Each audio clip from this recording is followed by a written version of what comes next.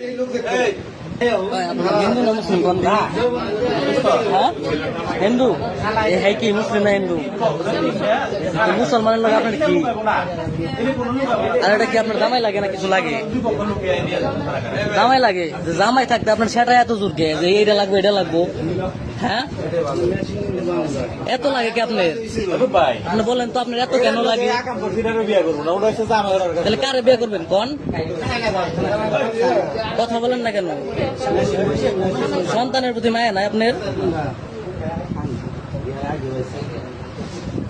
এর আগে যে আপনি কাহিনীটা করলেন আপনার আপনার জামার কাছে দেওয়া হয়েছে না